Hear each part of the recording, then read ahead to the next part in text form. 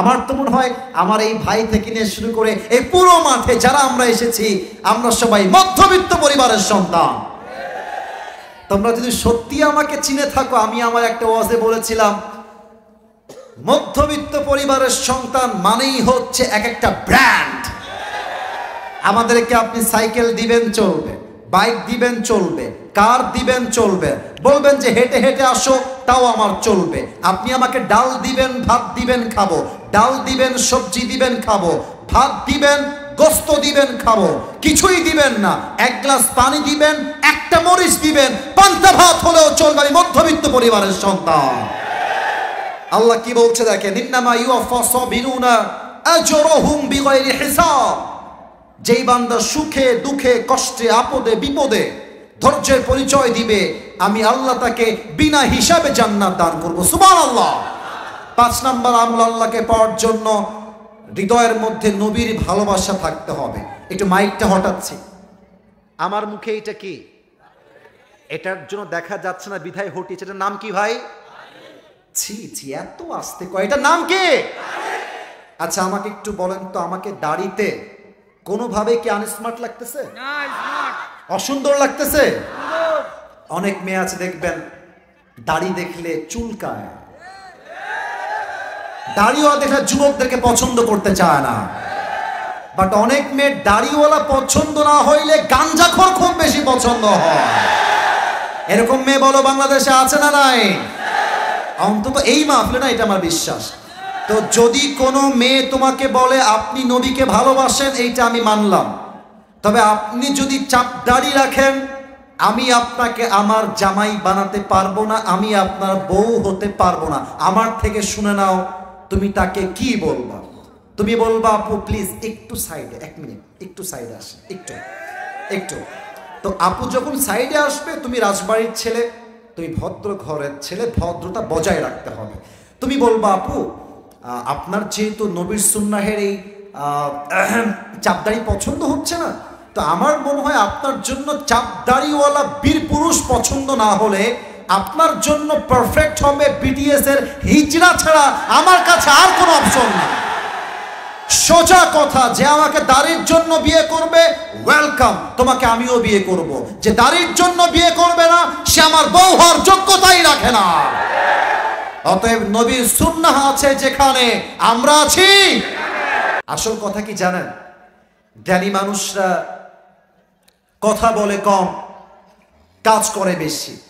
আর মূর্খ যারা হয়, জ্ঞান যাদের নাই, তারা কাজ করে কম, কথা বলে বেশি। ঠিক কিনা বলেন?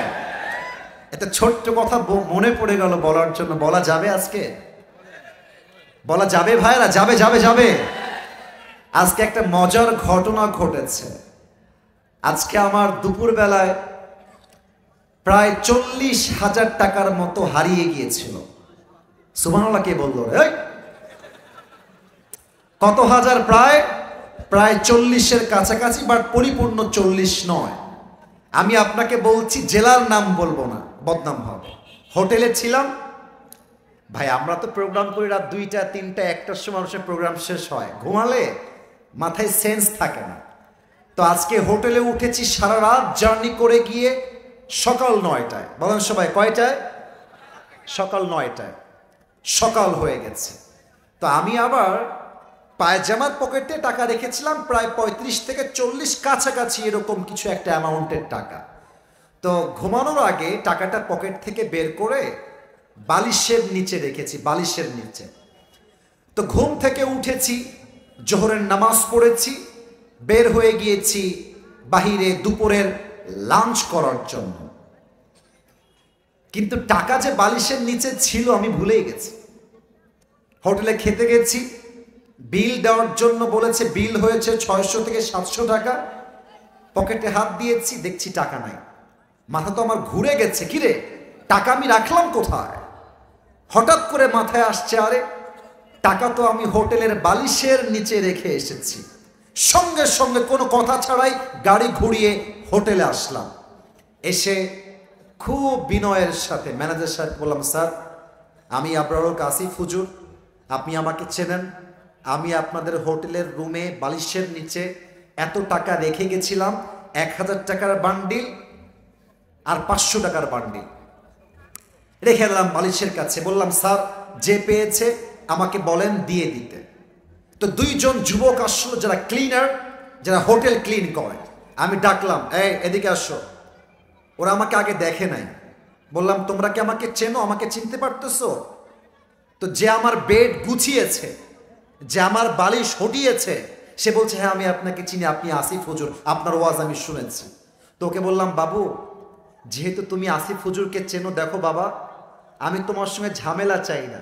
আমার বালিশের তলে আমি টাকা রেখে গেছি, আমি 100% ড্যাম শিওর টাকাটা বাবা আমাকে দিয়ে দাও, তোমাকে আমি হাদিয়া দিয়ে বাসায় চলে যাব। যুবকটা মুখের উপরে বলছে না আমি এই টাকা দেখি নাই, জীবনেও না, এটা সম্ভব না, আমি 1 টাকাও হাত দেই নাই। আমি বললাম প্লিজ ট্রাই টু আন্ডারস্ট্যান্ড, একটু বোঝো, আমার বাদ মাগরিব প্রোগ্রাম, আসর আজান হয়ে গেছে, দিয়ে দাও বাবা, কোনো ঝামেলা চাই না, থানা পুলিশ চাই না, দিয়ে দাও।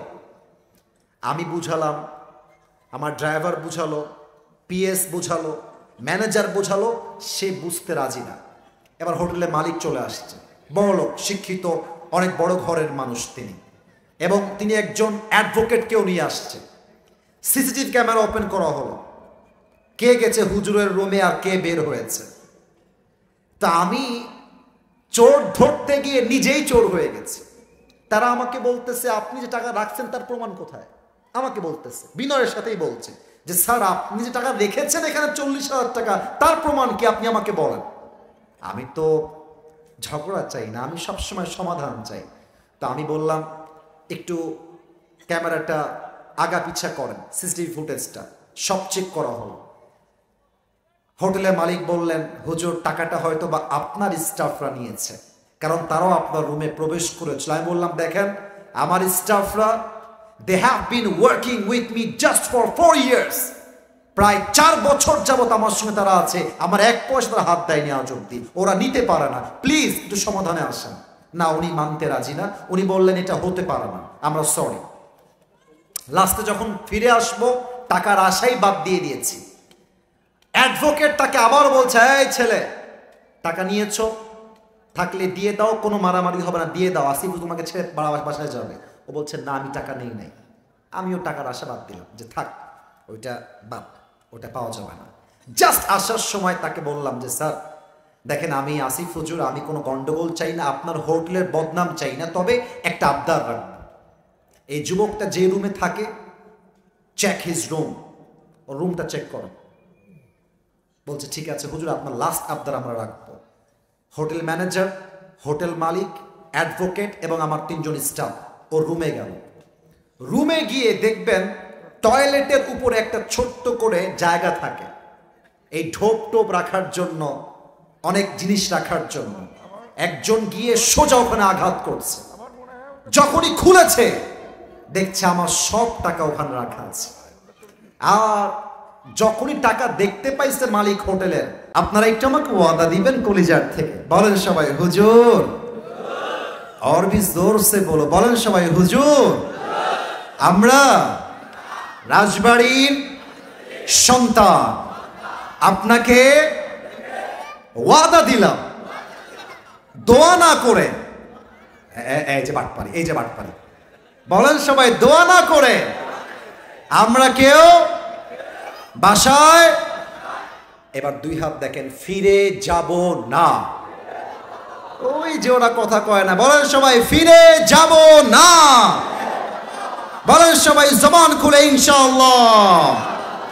কেন ওয়াদা করালাম? কারণ হচ্ছে দেখেন ভাই, আমি যদি এখন স্টেজ থেকে নেমে গিয়ে কয়েকজনের পকেট চেক করি, এখনই তার পকেট থেকে বিড়ির প্যাকেট বের হবে এবং তারা মাহফিল শেষ করে বিড়ি টানতে টানতে বাসায় যাবে।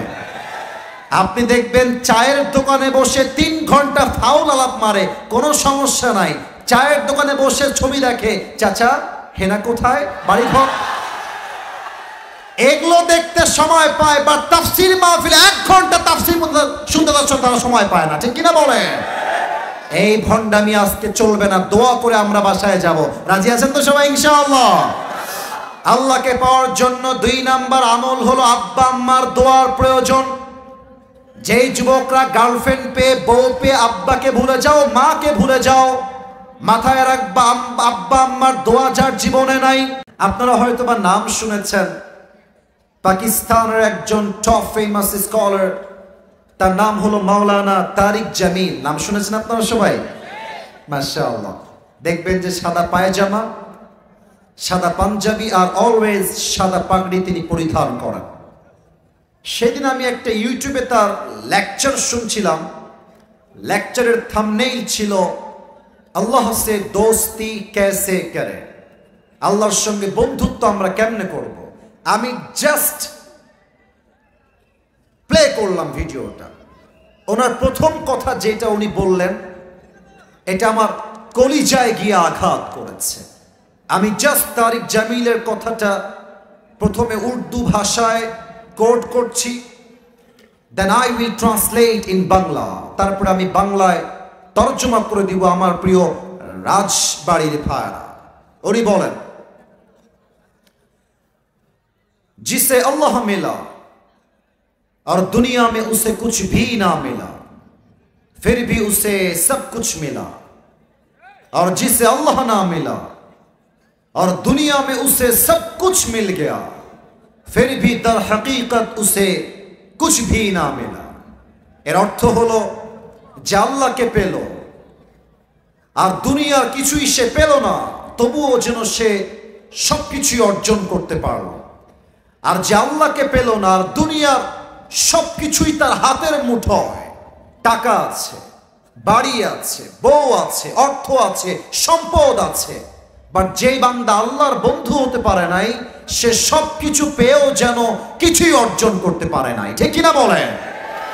আসুন আমরা আল্লাহকে পাওয়ার জন্য কি কি আমল করব কোরআন থেকে হাদিস থেকে আমরা জেনে নেই। এই যে সোনামণি, সোনামণি বসো বসো বসো বসো, খবরদার উঠে যেও না। আমি আসিফ হুজুর, এটাই রাজবাড়ির প্রথম মাহফিল, এটাই আমার শেষ মাহফিল, এটাই প্রথম, এটাই শেষ। শত শত কল রাজবাড়ির থেকে, ডেট জাস্ট একটাই রেখেছি, এটাই সেই ডেট। যদি আপনারা উঠে যান ওয়াজ শেষ না করে, বুঝে ফেলবো রাজবাড়ির ভাইয়েরা কোরআনকে আসলে ভালোবাসে না। আর যদি জাস্ট একটা ঘন্টা সময় দেন, এটাই প্রমাণ করবে রাজবাড়ির সন্তান সব কোরআন প্রেমিক সন্তানেরা। Last warning for everyone, don't go anywhere from this place. কেউ কোথাও যাবেন না। আমার আঙ্গুল দেখেন, দেখি সংখ্যা বলেন তো, কয়টা আঙ্গুল এখানে আছে? মাশাআল্লাহ মাশাআল্লাহ। আরেকবার কোন সবাই, কয়টা? সাউন্ডটা টন টন হওয়া লাগবে, যুবকদের কথা বুঝতে সমস্যা হওয়া যাবে না আজকের মাহফিলে। দুই পাশের সাউন্ডের বেসটা কানে এসে লাগবে, সাউন্ড বেস বাড়ায় দাও। আরসালাহু বিল হক্কি বাশীরাও ওয়া নাযীরা ওয়া দাঈয়ান ইলাল্লাহি বিইذনিহি ওয়া সিরাজাও ওয়া কমারাম মুনীরা।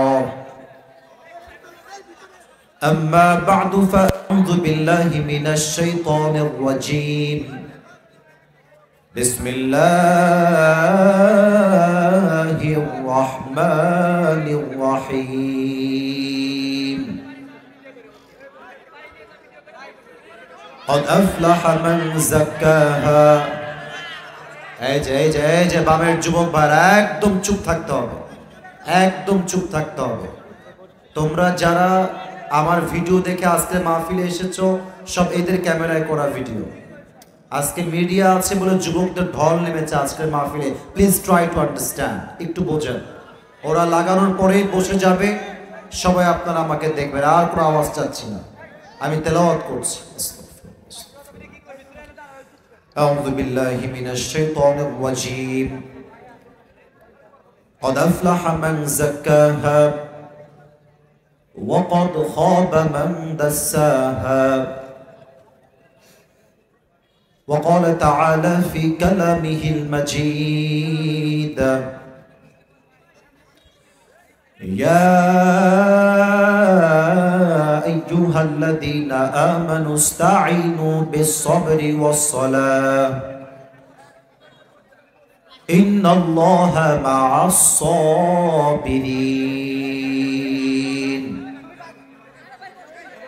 وقال تعالى في كلامه المجيد يا أيها الذين آمنوا اصبروا وصابروا ورابطوا واتقوا الله لعلكم تفلحون وقال تعالى في كلامه المجيد إني وجهت وجهي للذي فطر السماوات والأرض حنيفا وما أنا من المشركين وقال تعالى في كلامه المجيد قل يا عبادي الذين أسرفوا على أنفسهم لا تقنطوا من رحمة الله إن الله يغفر الذنوب جميعا إنه هو الغفور الرحيم وقال رسول الله صلى الله عليه وسلم بلغوا عني ولو آية وقال رسول الله صلى الله عليه وسلم تركت فيكم أمرين لن تضلوا ما تمسكتم بهما كتاب الله وسنة رسوله أو كما قال عليه الصلاة والسلام إن الله وملائكته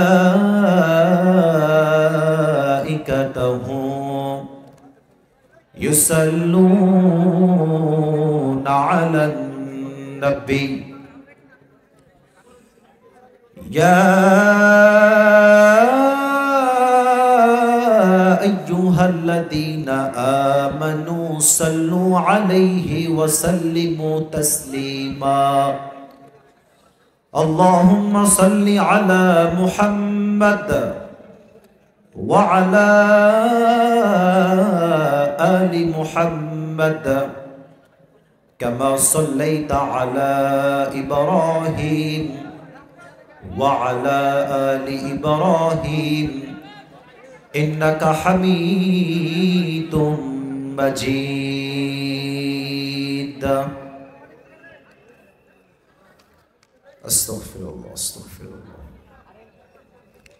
আমার কলিজার টুকরা শহীদ নগরের ভাইরা রাজবাড়ির শহীদ নগরের ভাইরা কেমন আছেন আপনারা সবাই আলহামদুলিল্লাহ পুরো পরিবেশটাই ঠিক বামে আপনারা চিল্লাফাল্লা বন্ধ করে ফেললেই পুরো পরিবেশটা পারফেক্ট হয়ে যাবে বামের ভাইরা মেহেরবানি করে আপনারা কেউ আওয়াজ করবেন না আমি বিনয়ের সাথে বলছি আপনারা আমার ভালোবাসার মানুষ মেহেরবানি করে কোনো আওয়াজ করবেন না আর আপনার সাউন্ড অনেক ভালো মাশাআল্লাহ যদি পারেন একটা বক্স আমার স্টেজে দিবেন অনেক সাউন্ড ভালো আপনার সাউন্ড 100 তে 100 ভাগ ভালো বাকি একটা সাউন্ড কি বক্স দেওয়া যায় না স্টেজে আচ্ছা ঠিক আছে তাহলে যে সাউন্ড আছে সেটাকে ধরে রাখো হ্যাঁ কমাবো না আমাদের আজকের এই প্রোগ্রাম শহীদ নগর যুব সমাজ ও এলাকাবাসীর উদ্যোগে আয়োজিত আমাদের আজকের এই প্রোগ্রামে প্রধান অতিথি আছেন বীর মুক্তিযোদ্ধা মোহাম্মদ আবুল হোসেন খান সাবেক চেয়ারম্যান ইসলামপুর ইউনিয়ন পরিষদ স্যার কি এসেছেন কোথায় আছেন ও মাশাআল্লাহ মাশাআল্লাহ আমার বামেই আছেন আল্লাহ স্যারকে নেক হায়াত দান করুন পড়েন সবাই জবান খুলে আমিন আমাদের আজকের এই প্রোগ্রামে আমার পূর্বে অনেকেই কথা বলেছেন আমরা দোয়া করি যারা কথা বলেছেন আল্লাহ সবাইকে ইসলামের একনিষ্ঠ দাঈ হিসেবে কবুল এবং মঞ্জুর করুন পড়েন সবাই আমিন আমাদের আজকের এই প্রোগ্রামে সভাপতি রয়েছেন জনাব আব্দুল ওয়াহাব মোল্লা সাবেক প্রধান শিক্ষক, শহীদনগর প্রাথমিক বিদ্যালয়। স্যার কি এসেছেন? কোথায় আছেন? মাশাআল্লাহ। স্যার বসেন, মেহেরবানি করে বসেন।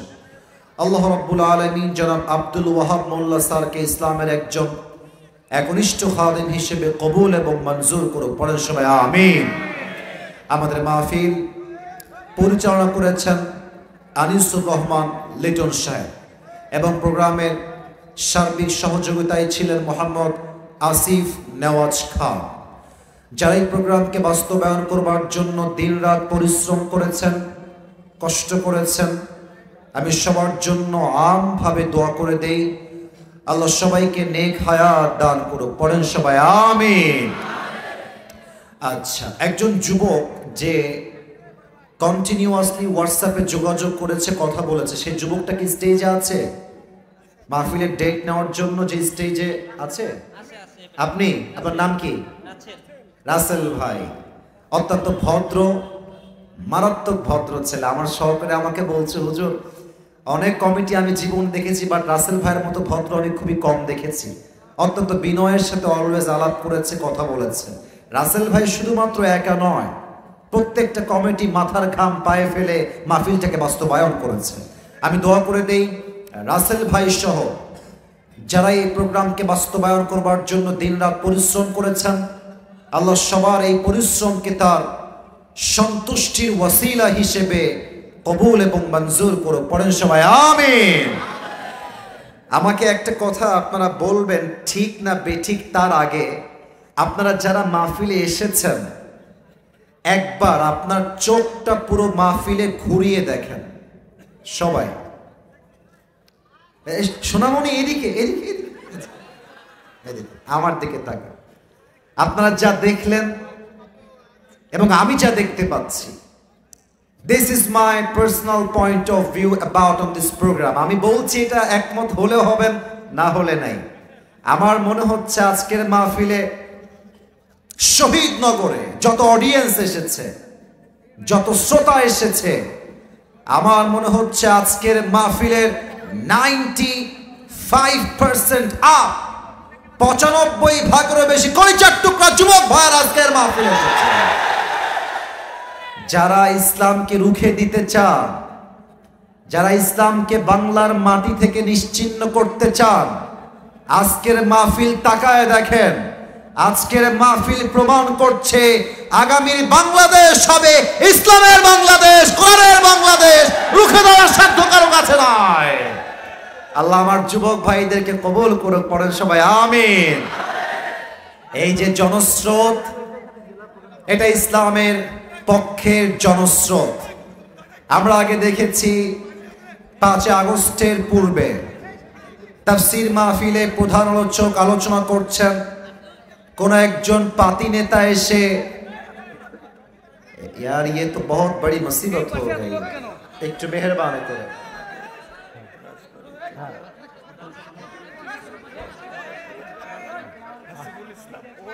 কোথায় আছে? এখানে আছে। মাশাআল্লাহ, মাশাআল্লাহ। এখানে ভলান্টিয়ার্স লাগবে, এভাবে হবে না। আচ্ছা আচ্ছা, না না না না না না, বসুন বসুন বসুন বসুন, আওয়াজ করা যাবে না। এরা আছে বলে আমরা আছি। না না, ওদেরকে ধমক দিবেন না, না না না না, ধাক্কা দিবেন না, খবরদার। যুবকদের কষ্ট দিবেন। আব্বা যান, এই যে স্যার, স্যারকে ডাকেন, স্যারকে ডাকেন, এখানে বসেন। না না না, ওদেরকে ধমক দেওয়া যাবে না, ওরা ভালোবাসার মানুষ। যুবকরা আছে বলে তো আজকে আমরা জিরো থেকে হিরো হতে পেরেছি যুবক ভাইরা, ঠিক কিনা বলো? ওদেরকে ধমক দিয়ে কথা বলা যাবে না। তোমাদেরকে আমি আবদার রাখবো, বিশৃঙ্খলা করলে ওয়াজটা সুন্দর হবে না। এই জন্য বামের ভাইরা ঠিকঠাক হয়ে যাও, তাহলেই হবে।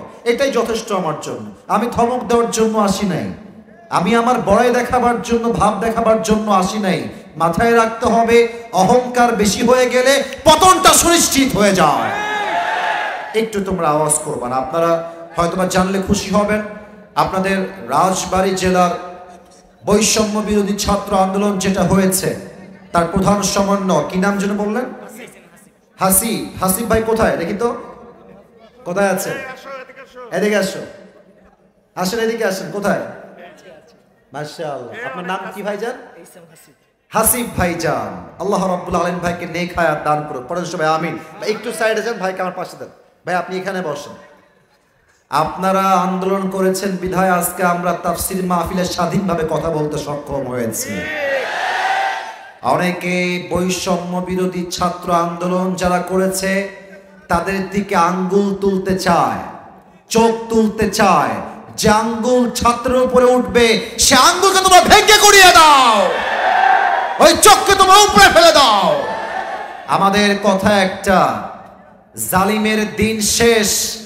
আগামীর বাংলাদেশ হবে এমন একটা বাংলাদেশ যেই বাংলাদেশের প্রধানমন্ত্রী কোনো নারী নয়, যেই দেশের প্রধানমন্ত্রী হবে একজন পুরুষ যুবক ভাড়া। সেকেন্ড কথা, আমি আমার বৈষম্য বিরোধী ছাত্র আন্দোলনের প্রত্যেকটা নেতা, প্রত্যেকটা ছাত্রকে অ্যাড্রেস করে বলতে চাই, তোমরা আগামীতে যে কোনো নেতা নির্বাচন করার পূর্বে মাথায় রাখবা, আমার দেশের নেতা, মন্ত্রী, প্রধানমন্ত্রী এমন যোগ্যতা সম্পূর্ণ হবে যেই নেতা, যেই মন্ত্রী, যেই প্রধানমন্ত্রী জাতীয় সংসদে দাঁড়িয়ে জাতির পক্ষে যেমন বক্তব্য দিবে, সেই নেতা চাইলে জাতীয় মসজিদ বাইতুল মুকাররমে দাঁড়িয়ে জুমার খুতবা দেওয়ার যোগ্যতাও রাখবে। এমন নেতা যদি আগামীর বাংলাদেশে তৈরি হয়ে যায়, বাংলার মাটির থেকে সুদ বন্ধ হয়ে যাবে, ঘুষ বন্ধ হয়ে যাবে, ডাকাতি বন্ধ হয়ে যাবে। ঠিক কিনা বলেন? এবার আমাকে আমরা সবাই মিলে জবান খুলে আপনারা আমাকে উত্তর দিবেন, এক বাক্যে বলবেন, আগামীতে এই দেশে কোরআন দিয়ে সংবিধান কায়েম হবে, এটা আমরা সবাই চাই কি চাই না?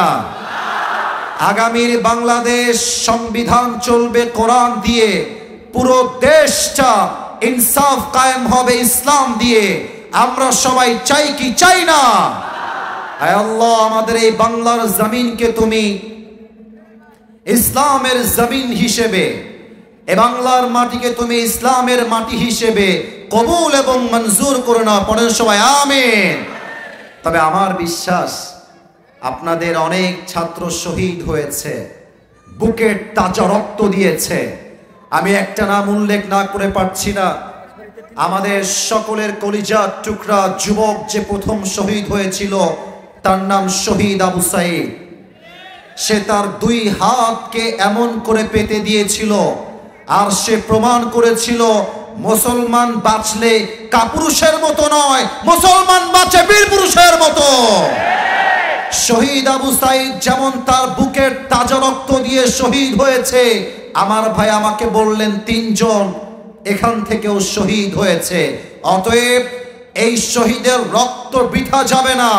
আগামীতে এই বাংলার মাটিতে ইসলামের পতাকা পথ পথ করে উড়াই দিবে একজন। আওয়াজ দিয়ে বলেন সবাই, তিনি কে? কোনো একদিন এদেশের আকাশে কালেমার পতাকা দুলবে, সেদিন সবাই খোদাই বিধান পে দুঃখ বেদনা ভুলবে। ঠিক কিনা বলে? সেদিন আর রবে না হাহাকার,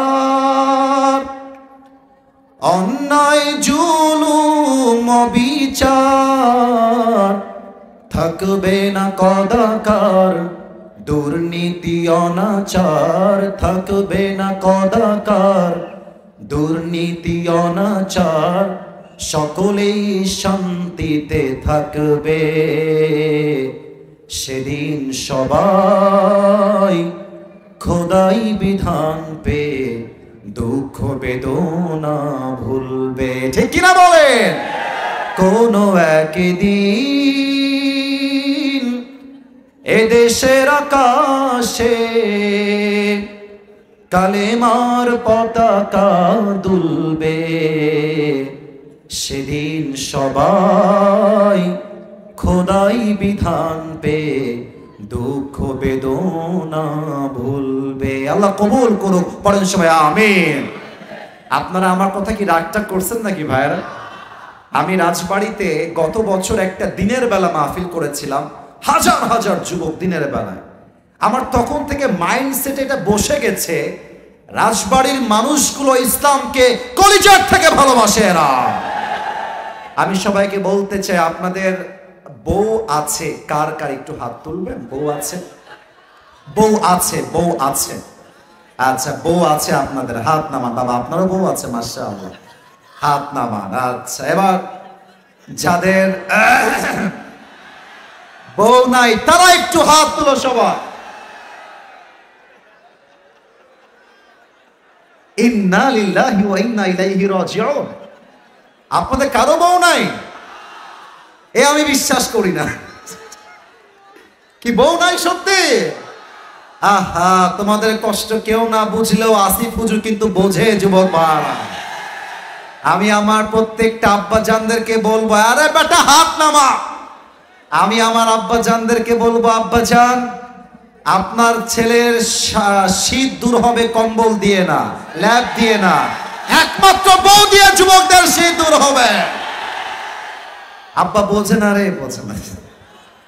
বিয়ের যে বয়স হয়েছে আব্বা বোঝে না। তবে মাঝে মাঝে বাবারা বুঝলো, আমার আঙ্গুল দেখে একটু বোঝার চেষ্টা করবো, আমার আঙ্গুলটা খেয়াল করো। আজকালকার মেয়েরা তাদের রুচি এতটা নিচে নেমে এসেছে, তারা এইটা ছাড়া বিয়ের পিড়িতে বসতে চায় না। আল্লাহ এমন মেয়েদেরকে হেদায়েত দান করুক, পড়েন সবাই আমিন। আমার কথা হচ্ছে, তুমি তোমার পছন্দের মেয়েকে আই লাভ ইউ বলো, আমার কোনো আপত্তি নাই। তুমি তোমার পছন্দের মেয়েকে ভালোবাসো, আমার কোনো আপত্তি নাই। তবে সমস্ত ভালোবাসা হবে বিয়ের আগে নয়, সব ভালোবাসা হবে বিয়ের পরে, ঠিক কিনা বলে? আর আমি আমার প্রত্যেকটা বোনদেরকে বলবো, বোনেরা আমার, জানি আমার কথায় আপনারা অনেক বেশি রাগ করবেন আজকে, তবে আমি বলতে বাধ্য হচ্ছি, বেশিরভাগ বেঈমানি কিন্তু মেয়েরাই করে যুবক ভাই। কারণ মেয়েদের কাছে কেন যেন মনে হয় যে এই যুবকটা কামাই করে 10,000, অমকে কামাই করে 50,000। কিছু মেয়ে ভাবে টাকা যার বেশি তার কাছে সুখ মনে হয় বেশি। না না না না, টাকা দিয়ে সুখের মাপকাঠি হয় না, সুখের মাপকাঠি হয় চরিত্রের মাধ্যমে, বিশ্বাসের মাধ্যমে।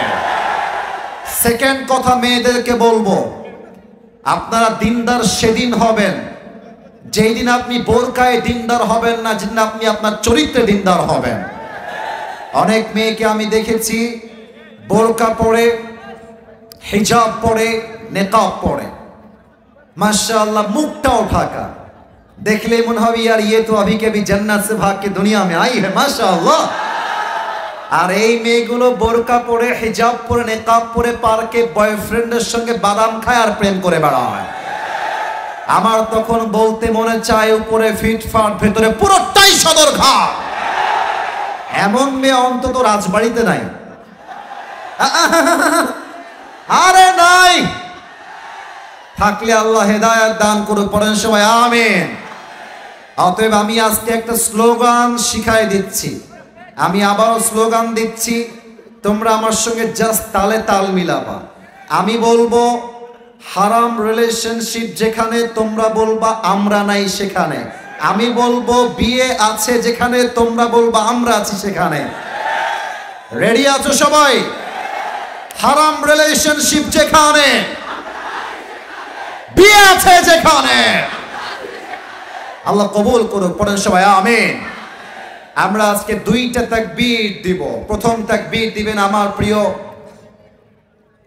বিবাহিত ভাইরা, আর দ্বিতীয় তাকবীর দিবেন আমার প্রিয় কলিজার টুকরা সিঙ্গেল ভাইরা। আমি দেখতে চাই আজকের মাহফিলে কার গায়ের জোর কত বেশি। বিবাহিত ভাইরা, ক্যামেরা রেকর্ড হচ্ছে এটা, আমরা আশা রাখবো আপনারা সম্মানটা ঠিক রাখবেন। বিবাহিত ভাইরা একটা কাশি দেন, মাশাআল্লাহ। বিবাহিত ভাইদের পক্ষ থেকে আমি আমার প্রিয় ভাইকে বলবো, আপনি তাকবীরটা দেন। আপনি নারায়ে তাকবীর বলবেন, বিবাহিতরা তাকবীর দিবেন। দাঁড়ান, আপনার দল ভারী করলাম, সমস্যা নেই, তাকবীর দেন, নারায়ে তাকবীর বলবেন। নারায়ে তাকবীর। সিঙ্গেলরা হেরে গেলে আবার গায়ে লেগে যাবে আমার। সিঙ্গেলরা তোমরা একটা কাশি দাও। আমার প্রিয় সমন্বয়ক ভাই, তিনি তাকবীর দিয়েছেন, আমরা ফলাফল পেয়েছি। এবার দেখা যাক আসলেই কারা জিতে। দেখা যাক কারা জিতে। সিঙ্গেলদের পালা, বিবাহিত ভাইরা চুপচাপ থাকবেন। সিঙ্গেল ভাইরা নারায়ে তাকবীর। ভাই আপনি আমাকে মাফ করে দিন, আজকে বিবাহিত ভাইরা হেরে গেছেন। I am so sorry for that. But এবার লাস্ট তাকবীর আমরা সবাই মিলে দিব। একটা তাকবীর দিবেন, এক তাকবীরের ঠেলায় আমি আসিফ হুজুর স্টেজ ভেঙে উল্টে নিচের দিকে পড়ে যাব, ঠিক আছে? দেখা যাক কত জোর আপনাদের গায়ে আছে। সবাই একটা কাশি দেন। নারায়ে তাকবীর। আল কোরআনের আলো, আল হাদিসের আলো, কোরআন হাদিস যেখানে, আলেম ওলামা যেখানে, রাজবাড়িবাসী যেখানে। আপনাদের স্লোগানের যে সাউন্ড আমি শুনতে পেলাম, এটা আমি মন প্রাণ খুলে বলতে পারছি সাহস করে। আমার সামনে যারা এসেছে একটাও বিড়ালের বাচ্চা নয়, সব সিংহের বাচ্চাগুলো আমার সামনে বসে আছে।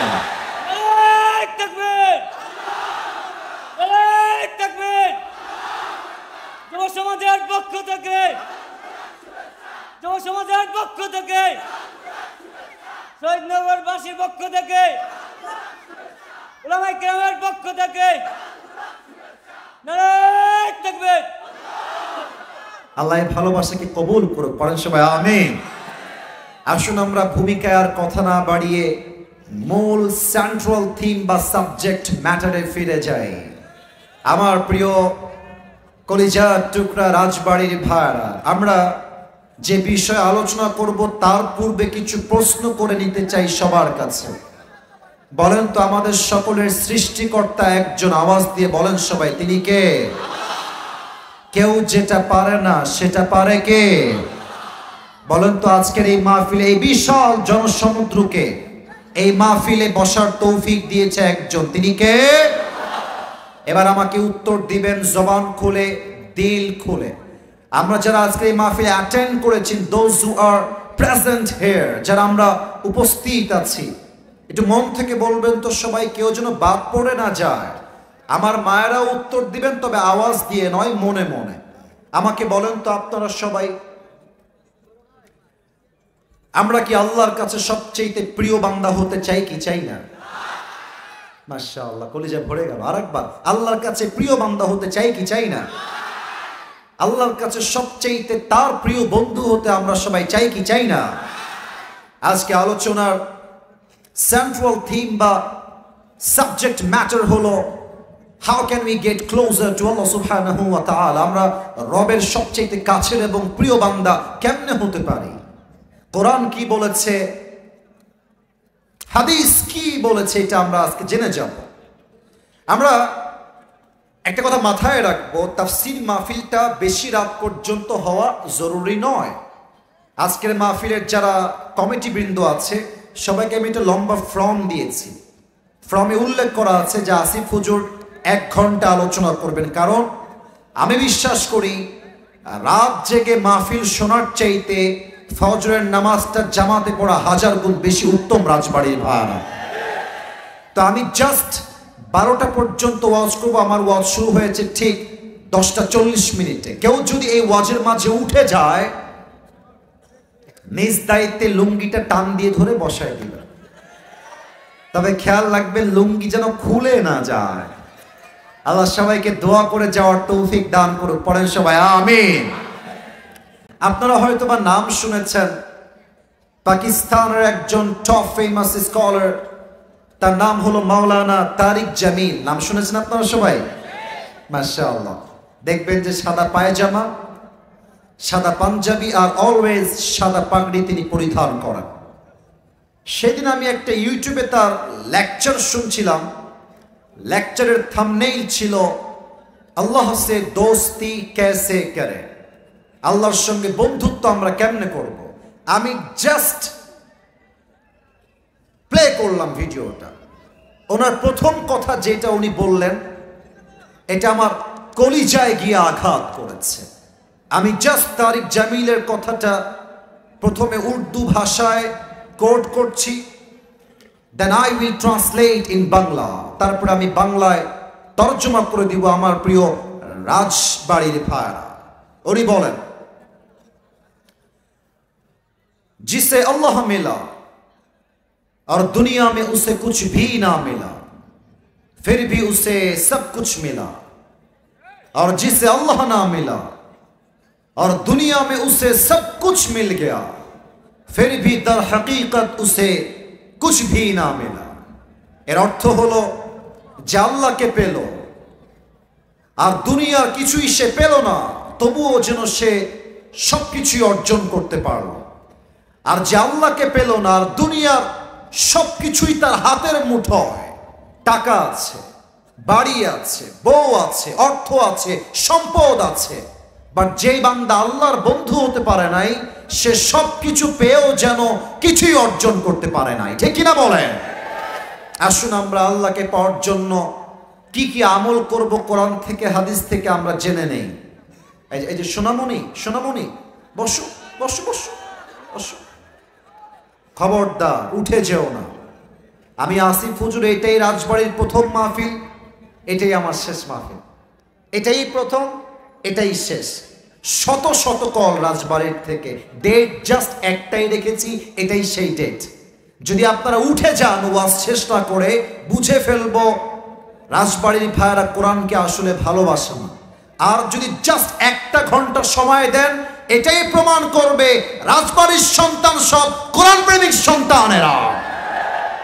Last warning for everyone, don't go anywhere from this place. কেউ কোথাও যাবেন না। আমার আঙ্গুল দেখেন, দেখি সংখ্যা বলেন তো, কয়টা আঙ্গুল এখানে আছে? মাশাআল্লাহ মাশাআল্লাহ। আরেকবার কোন সবাই, কয়টা? প্রথম কাজ হলো আত্মার পরিশুদ্ধি করতে হবে। 30 নম্বর পারা সূরাতুল আলার ভেতরে আল্লাহ তাআলা বলেছেন, বান্দা শোনো শোনো, কদ আফলাহা মান তাযাক্কা, আমার কাছে সফল বান্দা সে নয় যে বিশাল বড় টাকার মালিক, আমার কাছে সফল বান্দা সে নয় যে বিশাল ক্ষমতার মালিক, আমার কাছে সফল বান্দা হলো সেই বান্দা যেই বান্দা তার আত্মার পরিশুদ্ধি করেছে 1 সপ্তাহের জন্য। আওয়াজ দিয়ে বলেন সবাই, তিনি কে? আত্মার পরিশুদ্ধি লাগবে 1 নম্বর আমল। তবে আপনারা এখনো এই পয়েন্টটা পরিপূর্ণ বুঝবেন না একটা ঘটনা আমি যদি উল্লেখ না করি। ঘটনা আমি বলবো এই মুহূর্তে, তবে একটা প্রশ্ন উত্তর সবার থেকে জানতে চাই, দেখা যাক কে পারে উত্তর দিতে। একজন ব্যক্তি যিনি কোনো নবী ছিলেন না, তবে তার গাইডলাইন, তার ইনস্ট্রাকশন, তার দিক নির্দেশনা, তার নসিহত আল্লাহর কাছে এতটা পছন্দ হয়েছে যে আল্লাহ রাব্বুল আলামিন তার নামে একটা সূরা কোরআনে নাজিল করে দিয়েছেন। বলেন তো সেই ব্যক্তির নামটা কি? মাশাআল্লাহ, সূরা লোকমান। নাম হলো লোকমানে হাকিম। রাজবাড়ির ভাইরা, আমি এবার নাম জিজ্ঞেস করব, সবাই এক বাক্যে নামটা বাঘের কণ্ঠে উচ্চারণ করবেন। বলেন তো সেই ব্যক্তির নাম কি? কথা কও তোমরা, সবাই বলো নামটা কি? লোকমান হাকিম। আমি যে ঘটনা বলবো আগে দলিলটা দিয়ে দেই, এই ঘটনা এসেছে কোথায়। গ্রন্থের নাম হলো ইবনু জারীর আত-তাবারী। গ্রন্থের লেখক লিখেছেন, লোকমানে হাকিম ছিলেন পেশায় একজন রাখাল বা দাস, গোলাম। রাখাল ছিলেন তিনি, ছাগল চড়িয়ে খেতেন। একবার তার মালিকের কাছে একজন যুবক আসলো, এসে বলল, হে লোকমানের মালিক, আপনার কাছে যে যুবকটা কাজ করে, ইসমুহু লোকমান, তার নাম হলো লোকমান, তবে এই যুবকটা কোনো সাধারণ যুবক নয়। তার জ্ঞান, তার মেধা, তার উইজডম এতটা উচ্চাঙ্গের, এই যুবক যখন কোথাও রাখাল হয়ে ছাগল চড়াতে যায়, তার জ্ঞান গর্ব কথা শোনার জন্য 14 গ্রামের মানুষ একটা মাঠে জমা হয়ে যায়। সুবহানাল্লাহ পড়বেন না আপনারা? তো বলছে, তাই নাকি? আমার গোলাম এত চালাক আর আমি জানি না, এটা কেমন সম্ভব? ঠিক আছে, তুমি যাও, আমি আগামীকাল তার জ্ঞান এবং প্রজ্ঞা চেক করে দেখব।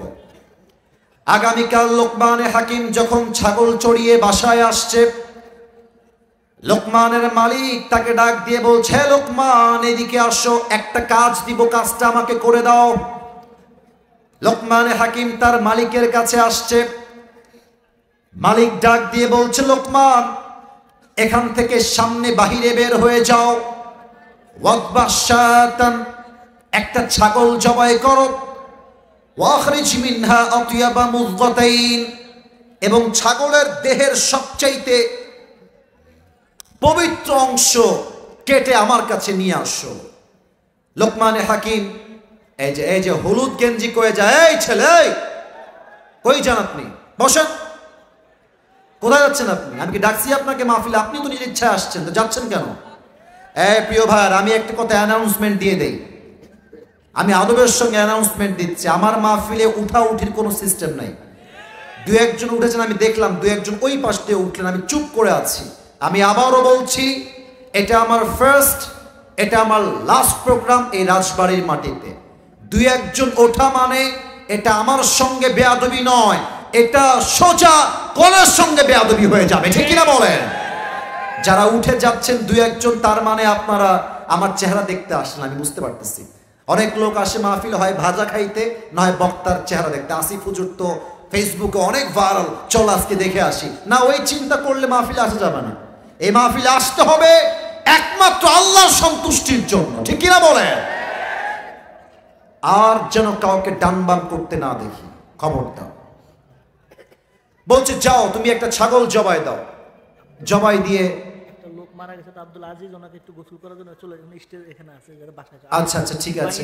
আব্দুল আজিজ, আব্দুল আজিজ নামে একজন মারা গেছেন। মারা যায় না, উনি গোসল করাবে। এটা শিশু বাচ্চা মারা গেছে, এটা শিশু বাচ্চা মারা যাবে। আব্দুল আজিজ নামে একজন এখানে আছে নাকি? ওনার বাসায় ওনার বাসায় গেলে একটু ভালো হয়, মেহেরবানি করে। আব্দুল আজিজ যিনি আছেন গেলে ভালো হয়। ঠিক আছে ঠিক আছে, মেহেরবানি করে। বাহির চর বাড়ি, মাশাআল্লাহ, আল্লাহ ওনাকে যাওয়ার তৌফিক দান করুন। পড়েন সবাই আমিন। তা আমি যেটা বলছিলাম, লোকমান গিয়ে এবার ছাগল জবাই করেছে। বলেন সবাই উত্তর দিয়ে, কি জবাই করেছে? হারায় যাবে কথা। বলেন সবাই, কি জবাই করেছে? ছাগল জবাই করেছে। এবং ছাগলের সবচেয়ে পবিত্র অংশ কলিজা কেটে নিয়ে এসেছে।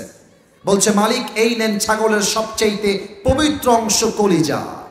মালিক বলছে, লোকমান মাশাআল্লাহ, যেমন যেমন বলেছিলাম তেমন তেমন তুমি সঠিক কাজ করেছো, তুমি অসাধারণ ছেলে, যাও আর একটা কাজ কর।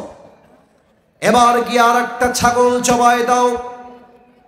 তবে এবার ছাগলের সবচাইতে পবিত্র অংশ নয়, সবচাইতে নাপাক অংশ কেটে আমার কাছে নিয়ে আসবা। এবার লোকমানে হাকিম আবার বের হয়ে গিয়েছে ছাগল জবাই দেওয়ার জন্য। ছাগল জবাই দিয়েছে, আবার সে আগের মতো কলিজা কেটে নিয়ে আসছে। এবার আমাকে উত্তর দেন, প্রথমবার কেটেছে কলিজা, সেকেন্ড টাইম আবার কেটেছে কি? হ্যাঁ কথা কন, প্রথমবার কলিজা, দ্বিতীয়বারও। তো মালিক বলছে, লোকমান না, ভেবেছিলাম তোমার বুদ্ধি অনেক ভালো, বাট তুমি তো বোকার ঘরের ছেলে। বললাম পবিত্র অংশ আনো, তাও আনলা কলিজা। বললাম নাপাক অংশ আনো, তাও আনলা কলিজা। লোকমান, তোমার তো বুদ্ধি নাই, তুমি তো খুবই বোকা ঘরের ছেলে। আসল কথা কি জানেন? জ্ঞানী মানুষরা কথা বলে কম, কাজ করে বেশি। আর মূর্খ যারা হয়, জ্ঞান যাদের নাই, তারা কাজ করে কম, কথা বলে বেশি, ঠিক কিনা বলে? একটা ছোট্ট কথা মনে পড়ে গেল বলার জন্য, বলা যাবে আজকে? বলা যাবে ভাইরা? যাবে যাবে যাবে। আজকে একটা মজার ঘটনা ঘটেছে। আজকে আমার দুপুর বেলায় প্রায় 40,000 টাকার মতো হারিয়ে গিয়েছিল। সুবহানাল্লাহ, কে বললো রে? কত হাজার? প্রায় 40-এর কাছাকাছি, বাট পরিপূর্ণ 40 নয়। আমি আপনাকে বলছি, জেলার নাম বলবো না, বদনাম হবে। হোটেলে ছিলাম ভাই, আমরা তো প্রোগ্রাম করি রাত 2টা 3টা 1টার সময় মানুষের প্রোগ্রাম শেষ হয়, ঘুমালে মাথায় সেন্স থাকে না। তো আজকে হোটেলে উঠেছি, সারা রাত জার্নি করে গিয়ে সকাল 9টায়। বলেন সবাই, কয়টায়? সকাল 9টায় সকাল হয়ে গেছে। তো আমি আবার পায়জামার পকেটে টাকা রেখেছিলাম, প্রায় 35 থেকে 40 কাছাকাছি এরকম কিছু একটা অ্যামাউন্টের টাকা। তো ঘুমানোর আগে টাকাটা পকেট থেকে বের করে বালিশের নিচে রেখেছি, বালিশের নিচে। তো তো ঘুম থেকে উঠেছি, জোহরের নামাজ পড়েছি, বের হয়ে গিয়েছি বাহিরে দুপুরের লাঞ্চ করার জন্য। কিন্তু টাকা যে বালিশের নিচে ছিল আমি ভুলেই গেছি। হোটেলে খেতে গেছি, বিল দেওয়ার জন্য বলেছে, বিল হয়েছে 600 থেকে 700 টাকা। পকেটে হাত দিয়েছি, দেখছি টাকা নাই। মাথা তো আমার ঘুরে গেছে, কিরে টাকা আমি রাখলাম কোথায়? হঠাৎ করে মাথায় আসছে, আরে টাকা তো আমি হোটেলের বালিশের নিচে রেখে এসেছি। সঙ্গে সঙ্গে কোনো কথা ছাড়াই গাড়ি ঘুরিয়ে হোটেলে আসলাম। এসে খুব বিনয়ের সাথে ম্যানেজার সাহেব বললাম, স্যার আমি আবরারুল আসিফ হুজুর, আপনি আমাকে চেনেন, আমি আপনাদের হোটেলের রুমে বালিশের নিচে এত টাকা রেখে গেছিলাম, 1000 টাকার বান্ডিল আর 500 টাকার বান্ডিল রেখে দিলাম বালিশের কাছে। বললাম, স্যার যে পেয়েছে আমাকে বলেন দিয়ে দিতে। তো দুইজন যুবক আসলো, যারা ক্লিনার, যারা হোটেল ক্লিন করে। আমি ডাকলাম, এই এদিকে আসো। ওরা আমাকে আগে দেখে নাই। বললাম, তোমরা কি আমাকে চেনো, আমাকে চিনতে পারতেছো? তো যে আমার বেড গুছিয়েছে, যে আমার বালিশ হটিয়েছে, সে বলছে, হ্যাঁ আমি আপনাকে চিনি, আপনি আসিফ হুজুর, আপনার ওয়াজ আমি শুনেছি। তো ওকে বললাম, বাবু যেহেতু তুমি আসিফ হুজুরকে চেনো, দেখো বাবা আমি তোমার সঙ্গে ঝামেলা চাই না। আমার বালিশের তলে আমি টাকা রেখে গেছি, আমি 100% ড্যাম শিওর টাকাটা বাবা আমাকে দিয়ে দাও, তোমাকে আমি হাদিয়া দিয়ে বাসায় চলে যাব। যুবকটা মুখের উপরে বলছে, না আমি এই টাকা দেখি নাই, জীবনেও না, এটা সম্ভব না, আমি 1 টাকাও হাত দেই নাই। আমি বললাম, প্লিজ ট্রাই টু আন্ডারস্ট্যান্ড, একটু বোঝো, আমার বাদ মাগরিব প্রোগ্রাম, আসর আজান হয়ে গেছে, দিয়ে দাও বাবা, কোনো ঝামেলা চাই না, থানা পুলিশ চাই না, দিয়ে দাও। আমি বুঝালাম, আমার ড্রাইভার বুঝালো, পিএস বুঝালো, ম্যানেজার বুঝালো, সে বুঝতে রাজি না। এবার হোটেলে মালিক চলে আসছে, বড় লোক, শিক্ষিত, অনেক বড় ঘরের মানুষ তিনি, এবং তিনি একজন অ্যাডভোকেটকেও নিয়ে আসছে। সিসিটিভি ক্যামেরা ওপেন করা হলো, কে গেছে হুজুরের রুমে আর কে বের হয়েছে। তা আমি চোর ধরতে গিয়ে নিজেই চোর হয়ে গেছি। তারা আমাকে বলতেছে, আপনি যে টাকা রাখছেন তার প্রমাণ কোথায়? আমাকে বলতেছে, বিনয়ের সাথেই বলছে যে, স্যার আপনি যে টাকা রেখেছেন এখানে 40,000 টাকা, তার প্রমাণ কি আপনি আমাকে বলেন। আমি তো ঝগড়া চাই না, আমি সবসময় সমাধান চাই। তা আমি বললাম, একটু ক্যামেরাটা আগা পিছা করেন, সিসিটিভি ফুটেজটা সব চেক করা হলো। হোটেলের মালিক বললেন, হুজুর টাকাটা হয়তো বা আপনার স্টাফরা নিয়েছে, কারণ তারাও আপনার রুমে প্রবেশ করেছিল। আমি বললাম, দেখেন আমার স্টাফরা, they have been working with me just for 4 years, প্রায় 4 বছর যাবত আমার সঙ্গে তারা আছে, আমার 1 পয়সা তারা হাত দেয়নি আজ অব্দি, ওরা নিতে পারে না, প্লিজ একটু সমাধানে আসেন। না, উনি মানতে রাজি না, উনি বললেন এটা হতে পারে না, আমরা সরি। লাস্টে যখন ফিরে আসবো, টাকার আশাই বাদ দিয়ে দিয়েছি। অ্যাডভোকেট তাকে আবার বলছে, এই ছেলে টাকা নিয়েছো, থাকলে দিয়ে দাও, কোনো মারামারি হবে না, দিয়ে দাও, আসিফ তোমাকে ছেড়ে বাসায় যাবে। ও বলছে, না আমি টাকা নেই নাই। আমিও টাকার আশা বাদ দিলাম, যে থাক ওইটা বাদ, ওটা পাওয়া যাবে না। জাস্ট আসার সময় তাকে বললাম যে, স্যার দেখেন আমি আসিফ হুজুর, আমি কোনো গন্ডগোল চাই না, আপনার হোটেলের বদনাম চাই না, তবে একটা আবদার রাখবো, এই যুবকটা যে রুমে থাকে, চেক হিজ রুম, ও রুমটা চেক করো। বলছে, ঠিক আছে হুজুর, আপনার লাস্ট আবদার আমরা রাখবো। হোটেল ম্যানেজার, হোটেল মালিক, অ্যাডভোকেট এবং আমার 3 জন স্টাফ ওর রুমে গেল। রুমে গিয়ে দেখবেন টয়লেটের উপরে একটা ছোট্ট করে জায়গা থাকে, এই ঢোপ টোপ রাখার জন্য, অনেক জিনিস রাখার জন্য। একজন গিয়ে সোজা ওখানে আঘাত করছে। যখনই খুলেছে দেখছে আমার সব টাকা ওখানে রাখা আছে। আর যখনই টাকা দেখতে পাইছে মালিক হোটেলের, ওরে ইচ্ছা মতো মারা শুরু করছে, সেই মায়ের। আমি গিয়ে পরে ঠেকায় ঠুকাই নিয়ে আসলাম। আর ওই যুবকটা পা ধরে এত কান্নাকাটি। আমি বললাম, যুবক তুমি কি করলা এটা? তুমি আমাকে বলতা যে হুজুর আমি টাকাটা পেয়েছি, নেন আপনি, আপনার যা মন চা আমাকে খুশি হয়ে দিবেন, তাতেই আমি খুশি, আমি তোমাকে দিতাম অনেক টাকা খুশি হয়ে। তুমি কি করলা? এখন তুমি টাকাটাও পাইলা না, তোমার চাকরিও হারায় গেল। শিক্ষা কি পেলেন? শিক্ষা একটা, যদি আপনি জ্ঞানী মানুষ হয়ে থাকেন, আপনি মাথায় রাখবেন যে আমার এই টাকাটা দামি নয়, আমার বিশ্বাসটা দামি। যদি আমি বিশ্বাস রাখতে পারি, পুরস্কারও থাকবে, চাকরিও থাকবে, জীবনটাও সুন্দর হবে। মূর্খতা করবেন, চাকরিও থাকবে না, জীবনটাও অসুন্দর হয়ে যাবে। ঠিক কিনা বলে? এটার জন্য আর একটা কথা আমার বোনদের জন্য বলতে চাই, জ্ঞানী বউ যারা হয়, জ্ঞানী বউ তারা বোঝে যে স্বামীর বাড়িতে বেঈমানি করে টিকে থাকা যাবে না।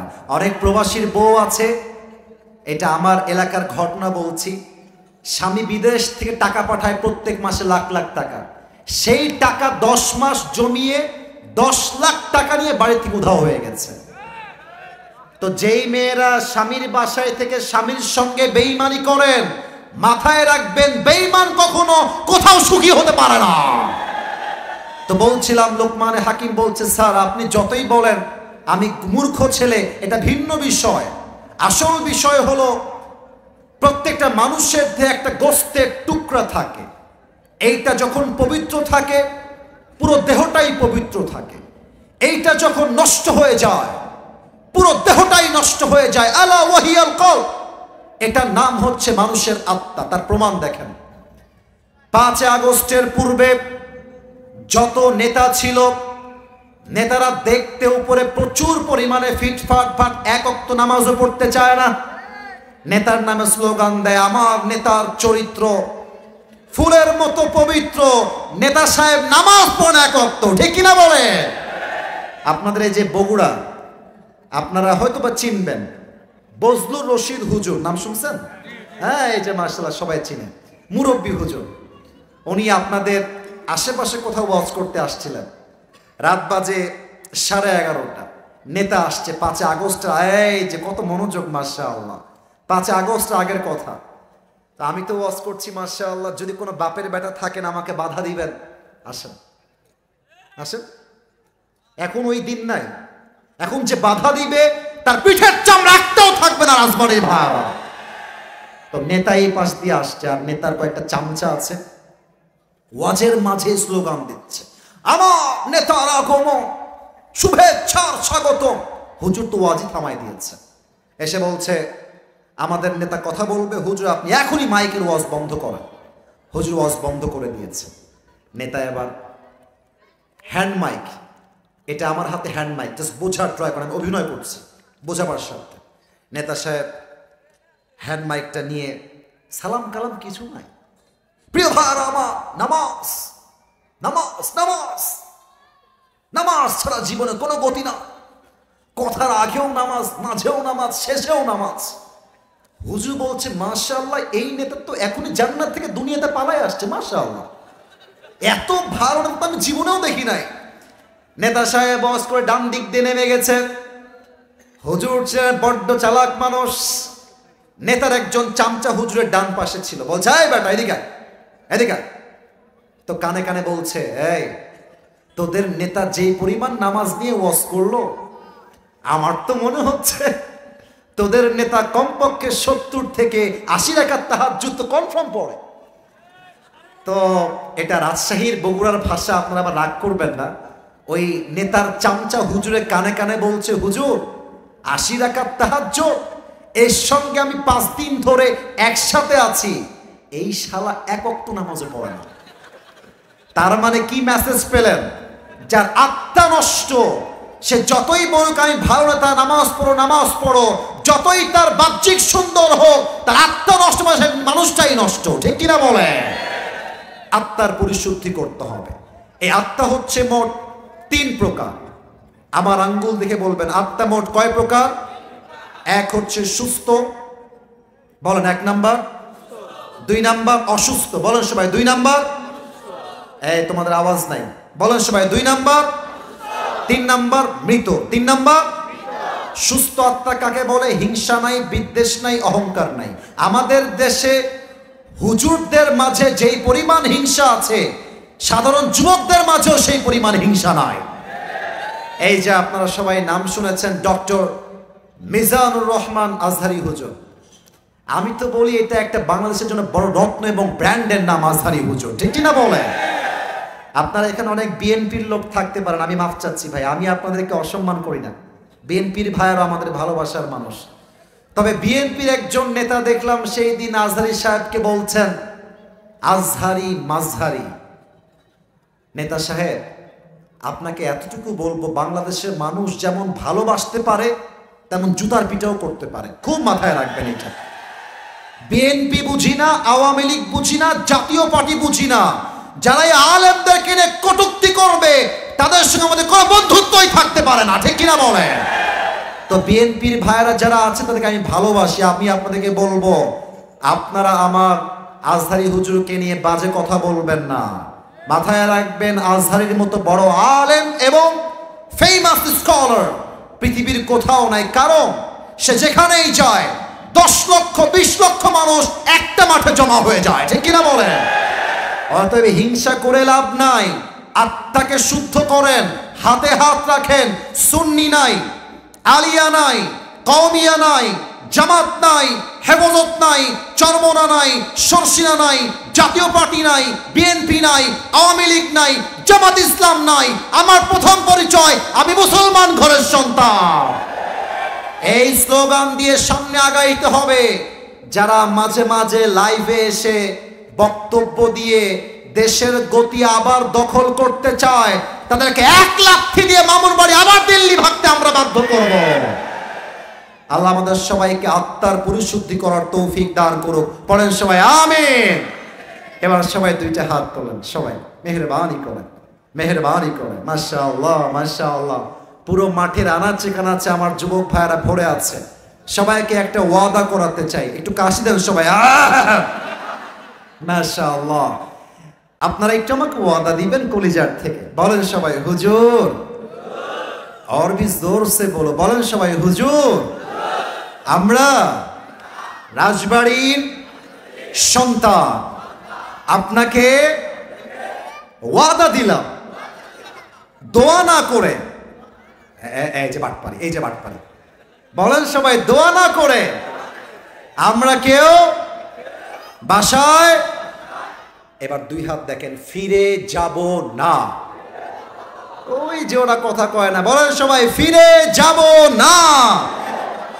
বলেন সবাই জবান খুলে ইনশাআল্লাহ। কেন ওয়াদা করালাম? কারণ হচ্ছে দেখেন ভাই, আমি যদি এখন স্টেজ থেকে নেমে গিয়ে কয়েকজনের পকেট চেক করি, এখনই তার পকেট থেকে বিড়ির প্যাকেট বের হবে এবং তারা মাহফিল শেষ করে বিড়ি টানতে টানতে বাসায় যাবে। আপনি দেখবেন চায়ের দোকানে বসে 3 ঘন্টা ফাউল আলাপ মারে, কোনো সমস্যা নাই। চায়ের দোকানে বসে ছবি দেখে, চাচা হেনা কোথায়, বাড়ি ঘর, এগুলো দেখতে সময় পায়। বা তাফসীর মাহফিলে 1 ঘন্টা তাফসীর শুনতে তারা সময় পায় না, ঠিক কিনা বলেন? এই ভণ্ডামি আজকে চলবে না। দোয়া করে আমরা বাসায় যাব। রাজি আছেন তো সবাই ইনশাআল্লাহ? আল্লাহকে পাওয়ার জন্য 2 নাম্বার আমল হলো আব্বা আম্মার দোয়ার প্রয়োজন। যেই যুবকরা গার্লফ্রেন্ড পেয়ে, বউ পেয়ে আব্বাকে ভুলে যাও, মাকে ভুলে যাও, মাথায় রাখবা আব্বা আম্মার দোয়া যার জীবনে নাই। আচ্ছা, আপনারা যারা এসেছেন, আপনারা আমাকে ভালোবাসেন নাকি বাসেন না? ভালোবাসেন নাকি বাসেন না? আচ্ছা, আপনারা হয়তো আমাকে ফেসবুকে, ইউটিউবে আগে দেখেছেন। আপনাদের কি মনে হয় বাংলাদেশে হাজার হাজার যুবকরা আমাকে ভালোবাসে নাকি বাসে না? আমি আসিফের এখানে বসে কথা বলার কোনো যোগ্যতা নাই। আমার স্টেজে আমার চাইতে যোগ্যতা সম্পূর্ণ আলেম আছেন, আমার ডানে আমার চাইতে যোগ্যতা সম্পূর্ণ ব্যক্তিরা বসে আছেন। তবে আমি অথম চান্স পেলাম কেমনে? আমি এটা মনে প্রাণে বিশ্বাস করি, আমার কোনো ক্রেডিট নাই, আমার কোনো যোগ্যতা নাই, আমার কোনো কাবিলিয়াত ইস্তেআদাদ কিছুই নাই। আমি এটা বিশ্বাস করি, আমার সফলতার সবচাইতে মূল সিক্রেট হলো আব্বা আম্মার দোয়া। যুবক ভাইরা, ঠিক কিনা বলো? আব্বা আম্মার দোয়াকে তুমি মাইনাস করে দিও না। তুমি ভাবছো আমার গার্লফ্রেন্ড তোমাকে অনেক ভালোবাসে, না। বিপদে পড়লে বুঝবা বাপ মায়ের মতো আপন দুনিয়াতে আর কেউ হতে পারে না, ঠিক কিনা বলেন? 2 নাম্বার আব্বা আম্মার দোয়া লাগবে জীবনে আল্লাহকে পাওয়ার জন্য। 3 নাম্বার আল্লাহকে পাওয়ার জন্য নামাজ লাগবে। নামাজ ছাড়া জীবনে কোনো গতি নাই। একটা হাদিস বলবো, শেষ করে দিব। বলেন তো সবাই, ইসলামের 2য় খলিফার নাম কি ছিল? ওমর। মাশাআল্লাহ। এবার সবাই বলবেন, ইসলামের 2য় খলিফার নাম কি ছিল? ওমর ফারুক রাদিয়াল্লাহু তাআলা আনহু। এটা বড় মারাত্মক হাদিস। যারা আমার ওয়াজ বুঝতে চান, এই হাদিসটা শুনলে আপনার জন্য এনাফ হবে ইনশাআল্লাহ। অমরের কাছে একজন যুবক আসছে, তার নাম হলো আবু লুলু আল মাজুসি। এসে বলছে, অমর, তোমার কাছে আমার ছোট্ট একটা অভিযোগ আছে। কি অভিযোগ বলো? বলছে, আমার যেই মালিক আছে সে প্রত্যেক দিন আমার কাছে 6 দিরহাম চার্জ করে। বলেন সবাই, কয় দিরহাম চার্জ করে? তো আমি এইটা দিতে পারি না, আমার কষ্ট হয়ে যায়। তুমি একটু কথাবার্তা বলে 6 দিরহামকে 2 দিরহাম করে দাও। তো ওমরে ফারুক বলছে, আচ্ছা সমস্যা নাই, করে দিব। তবে একটা আমার প্রশ্ন আছে, তুমি আসলে কি করো? তোমার কাজ কি? তোমার ব্যবসার সোর্স কি? যুবক ডাক দিয়ে বলছে, ইয়া আমিরুল মুসলিমিন, আমি মূলত চাকু বানাই, চাকু। এবার সবাই আমার পেটের ডান দিকে দেখবেন, যতটুকু দেখা যায়। মাফ চাচ্ছে, আমি জানি দেখা যাবে না পরিপূর্ণ, যতটুকু দেখা যায় হাদিসটা বোঝার জন্য আমার পেটের ডান দিকে দেখবেন। প্রত্যেকটা আরব সর্দারের পেটের এই ডান দিকে একটা লম্বা খাপ থাকতো ছুরি রাখার জন্য। এটাকে আরবিতে বলা হয় খঞ্জর, বাংলায় আমরা বলি চাকু বা ছুরি। তো বলছে, ও আচ্ছা, তুমি খঞ্জর বানাও, তোমার তো লাখ লাখ টাকার ব্যবসা, তোমার তো 6 দিরহাম নয়, তোমার তো 10 দিরহাম চার্জ হওয়ার কথা। এই কথা শুনে ওই কাফের রেগে মেগে ফায়ার। ও জমক, তোমার এত বড় সাহস! সবাই যেহেতু মুসলমান তাই তুমি সবার বেলায় নরম, আর আমি যেহেতু কাফের তাই তুমি আমার বেলায় গরম, তাই না অমর? দেখেন কি হুমকি দিচ্ছে। বলছে, অমর, তোমাকে আমি আজকে হত্যা করেছিলাম। হত্যার হুমকি দিয়ে বের হয়ে গেছে। ওমরে ফারুক তো অবাক হয়ে গেছে, আর একজন কাফের আমাকে হত্যার হুমকি দেয় কোন সাহসে? অবাক হয়ে তাকিয়ে আছে। যুবকটা ডান দিক দিয়ে বের হয়ে গেছে। বিশাল লম্বা রাত মিলে ওমরে ফারুককে হত্যা করবার জন্য বিশাল লম্বা একটা খঞ্জর বানিয়েছে। খঞ্জর কাকে বলে? ডানেও চাকু বামেও চাকু, এটাকে আরবি ভাষায় বলা হয় খঞ্জর। এবার বিশাল লম্বা খঞ্জর বানিয়ে পেটের এই ডান দিকে খাপের মধ্যে রেখেছে। এবারে তোমরা বলবো আমাকে, যুবক ভাইরা যারা এসেছেন, মুরব্বীরা, শীতকালে তো আমরা জ্যাকেট মুড়ি দেই, ঠিক আছে, বাট খুব বেশি ঠান্ডা লাগলে আমরা একটা জিনিস মুড়ি দিয়ে বের হই, এটার নাম কি? চাদর। মাশাআল্লাহ, চাদর। আমার কাছে চাদর নাই, তবে এই যে আমাদের স্যার চাদর পরে আছেন, একটু বুঝবেন। চাদরের দুই পাশে 2টা পার্ট থাকে, একটা রাইট পার্ট, একটা লেফট পার্ট, ডান দিকে একটা বাম দিকে একটা। ওই যুবকটা প্ল্যান করে একটা বিশাল লম্বা চাদর নিয়ে আসছে। চাদরটা একটু আমার চেহারা দেখবেন, চাদরটা 2 পাশ থেকে ঝুলিয়ে দিয়েছে, আর চাদরের ডান দিক থেকে নিয়ে এই পুরো চাদরটা এমনে দিয়ে পুরো মুখটাকে সেই যুবকটা ঢেকে ফেলেছে। কেমনে? একটু বোঝার চেষ্টা করেন। মেয়েদের নেকাবের মতো, রাইট, একদম নেকাবের মতো। এবার ফজরের নামাজে আসছে মুনাফিকের রূপে। ওমরে ফারুক সেই ডাক দিয়ে বলছেন, সফু সুফুফাকুম, কাতার সোজা করো, কাঁধে কাঁধ মিলিয়ে দাঁড়াও, আল্লাহু আকবার।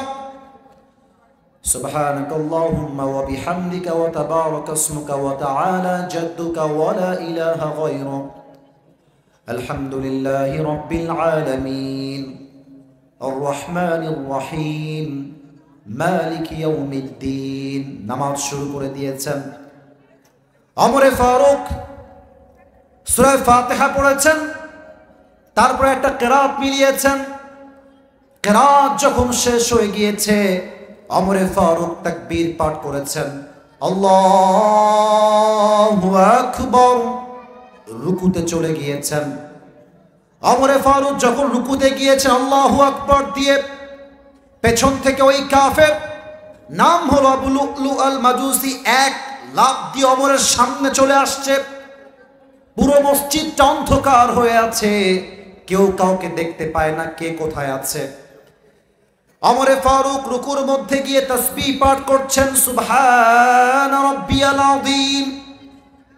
তাসবিহ যখন পাঠ করছেন, ওই কাফের চাদরটাকে এমনি ধরে ডান দিক থেকে লম্বা করে উড়িয়ে দিয়েছে, আর পিঠের এই পেটের ডান দিক থেকে বিশাল লম্বা খঞ্জর বের করে এমনে দাঁড়িয়ে আছে। ওমর উঠবে, একটা আঘাত করবে। ওমরে ফারুক তাসবিহ শেষ, সামিআ আল্লাহু লিমান হামিদা উঠে গিয়েছে। আর ওই কাফেরটা সুযোগ বুঝে লম্বা একটা খঞ্জর দিয়ে ওমরের পেটের এই সোজা এমনি একটা পোঁচ দিয়েছে। এখান থেকে পোঁচ দিয়ে শেষ হয় নাই, বাম দিক থেকে নিয়ে আবার একটা পোঁচ দিয়েছে, ডান দিক থেকে আবার একটা পোঁচ দিয়েছে। তিনটা ছুরির আঘাতে হাদিসে আসছে ওমরের পেটগুলো কেটে নাড়ি ভুড়িগুলো সব বাহিরে বের হয়ে গেছে। আর ওমরে ফারুক নামাজের মাঝেই চিৎকার দিয়ে বলছেন, কতালানি আল কাউ, আমাকে একটা কুকুর হত্যা করেছে, কে কোথায় আছে, আমাকে বাঁচাও। অজ্ঞান হয়ে উল্টে পড়ে গেছে। আর ওই কাফের ওমরে ফারুককে ছুরির আঘাত করে পেছন দিক দিয়ে বের হয়ে যাচ্ছে। সাহাবায়ে কেরাম চিৎকার শুনে বুঝে গেছেন হয়তোবা কোনো একটা সমস্যা হয়ে গিয়েছে, হয়তোবা ওমরে ফারুককে কেউ একজন আঘাত করেছে। একজন সাহাবী নামাজ ছেড়েই বলছে, ধর ধর কাফেরকে। প্রায় 7 জন সাহাবী ওই কাফেরকে ধরার জন্য হাত বাড়িয়ে দিয়েছে, ধর। আর হাদিস আসছে ওই কাফেরটা পালাবার জন্য সামনে যাকে পেয়েছে এমনি কারো চোখে, কারো মুখে, কারো বুকে, কারো পেটে ছুরি দিয়ে ইচ্ছা মতো আঘাত করেছে। 7 জন সাহাবী ছুরির আঘাত খেয়ে জায়গায় স্পট ডেথ, জায়গায় শহীদ হয়ে গেছে। আল্লাহু আকবার। একজন সাহাবী ওমরের জায়গায় গিয়ে খলিফা হয়ে বাকি নামাজটা আদায় করেছে। নামাজ যখন শেষ হয়ে গিয়েছে, সব সাহাবায়ে কেরাম মিলে ওমরে ফারুকের কাছে আসছে। এসেই দেখছে ওমরে ফারুক রাদিয়াল্লাহু তাআলা আনহু বেহুশ হয়ে অজ্ঞান হয়ে পড়ে আছেন।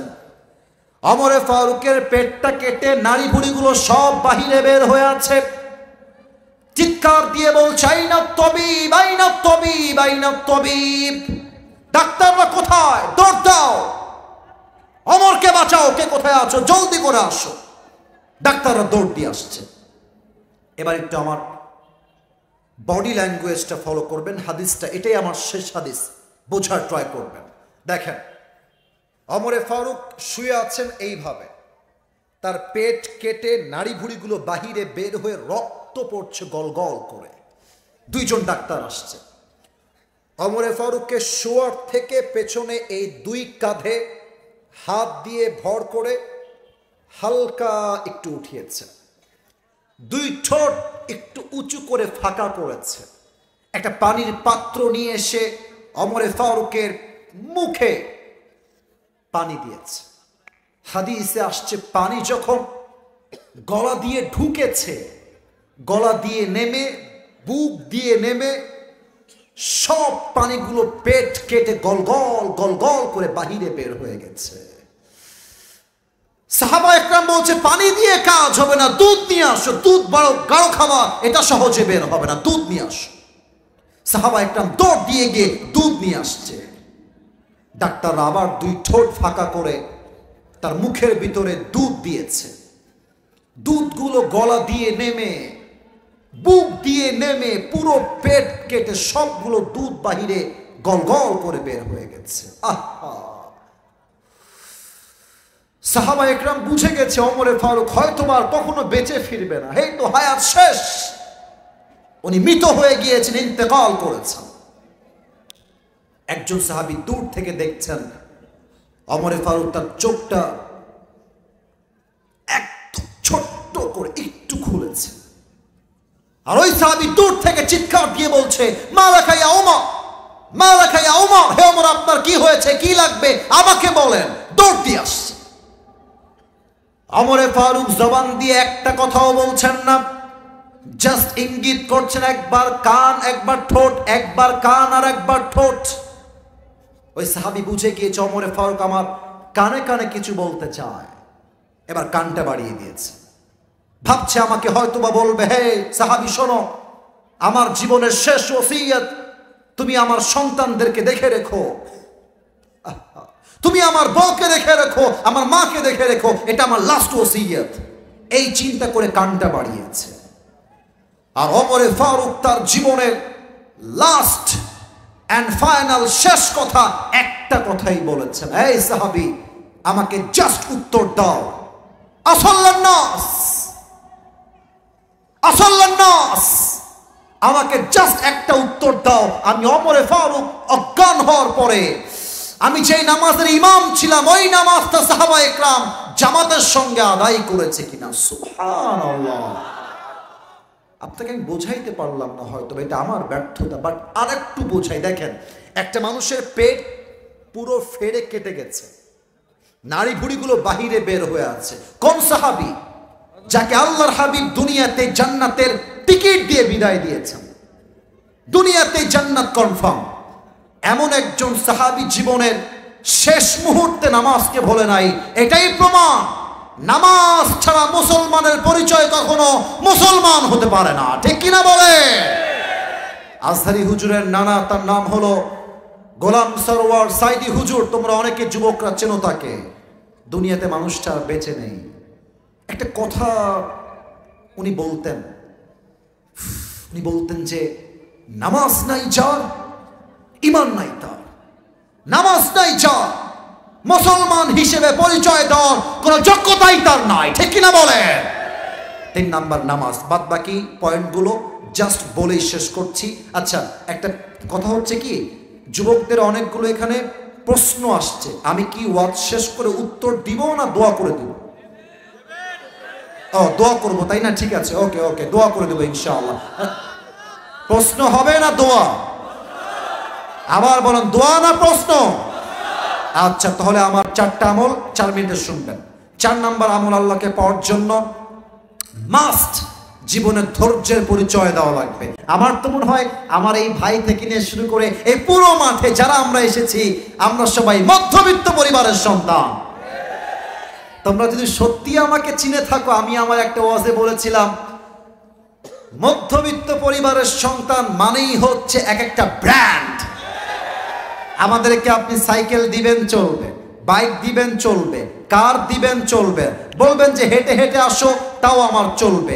আপনি আমাকে ডাল দিবেন, ভাত দিবেন খাবো, ডাল দিবেন, সবজি দিবেন খাবো, ভাত দিবেন, গোস্ত দিবেন খাবো, কিছুই দিবেন না, 1 গ্লাস পানি দিবেন, একটা মরিচ দিবেন, পান্তা ভাত হলেও চলবে। আমি মধ্যবিত্ত পরিবারের সন্তান। আল্লাহ কি বলছে দেখেন, ইন্নামা ইউওয়াফা সাবিরুনা আজরুহুম বিগাইরি হিসাব।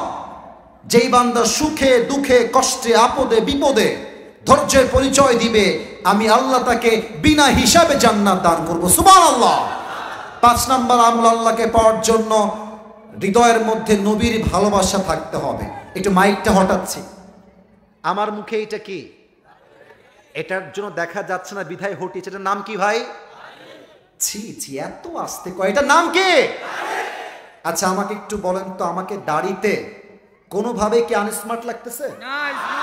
অসুন্দর লাগতেছে? অনেক মেয়ে আছে দেখবেন দাড়ি দেখলে চুলকায়,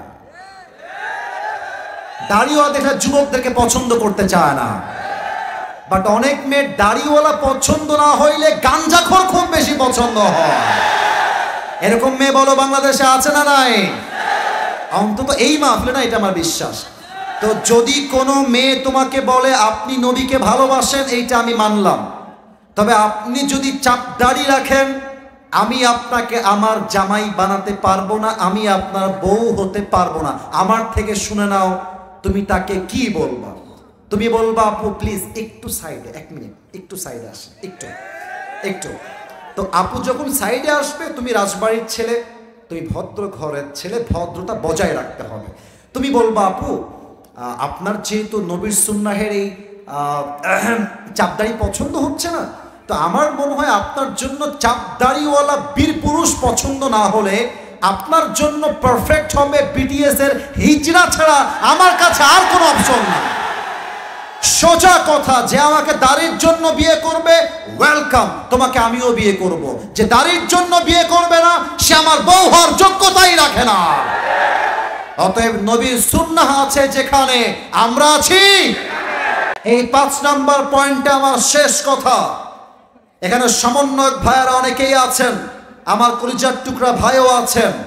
আমি আমার এই মেসেজটা সরাসরি সরকারের প্রধান ডক্টর ইউনূস সাহেবকে দিতে চাই।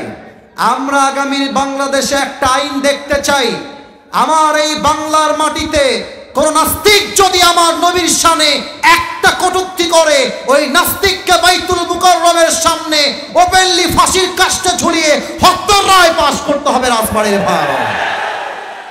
আল্লাহ এই আইন পাশ করার তৌফিক দান করুক, পড়েন সবাই আমিন। 6 নাম্বার, আল্লাহকে পাওয়ার জন্য কাউকে দুনিয়ামুখী হওয়া যাবে না, পরকালমুখী হতে হবে। বলেন তো, দুনিয়ার জীবনটা বেশি উত্তম না পরকালের জীবন বেশি উত্তম? 30 নম্বর পারা সূরাতুদ দুহা 4 নম্বর আয়াত, ওয়ালাল আখিরাতু খায়রুল লাকা মিনাল উলা, the life of hereafter is much more better than this worldly life. আল্লাহ তাআলা বলছেন দুনিয়ার জীবনের চাইতে আমি আল্লাহ তাআলা আখিরাতের জীবনকে 1000 গুণ বেশি উত্তম করে বানিয়েছি। সুবহানাল্লাহ পড়েন। আমি আমার মা বোনদেরকে বলবো, আম্মা জান আপনি চাহিদা বাদ দিয়ে দেন। মেয়েদের চাহিদার জন্য আমরা স্বামীরা হারাম ইনকাম করতে মাঝে মাঝে বাধ্য হয়ে যায়। আর মেয়েদের যেই পরিমাণ ডিমান্ড, মেয়েদের ডিমান্ডের জন্য আজকে ডিভোর্সের সংখ্যা বেড়ে গিয়েছে। তবে শুধুমাত্র বিবাহিত মেয়েদের ডিমান্ডই বেশি তা কিন্তু নয়। আগে বলে দেই, আমি সব মেয়েকে এক পাল্লায় মাপি না, সব মেয়েকে আমি এক চরিত্রের মনে করি না। তবে কয়েকজন চরিত্রহীন মেয়ের জন্য হাজার হাজার চরিত্রবান মেয়ের বদনাম হয়ে যায় রাজবাড়ির ভাড়া। অনেক মেয়ে বাংলাদেশে আছে, এদের রুচি আর চাহিদা এত নিচু হয়ে গিয়েছে, জাস্ট একটা আইফোন 16 প্রো ম্যাক্স পাওয়ার জন্য এরা কক্সবাজার পর্যন্ত চলে যায়।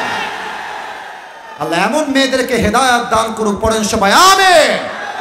এবার আমাকে উত্তর দেন, যে আল্লাহর বন্ধু হতে চায় তার ফোকাস, তার চাহিদা, তার মনোযোগ দুনিয়ার দিকে হবে না আখিরাতের দিকে হবে? এবার সবাই 2 হাত তোলেন।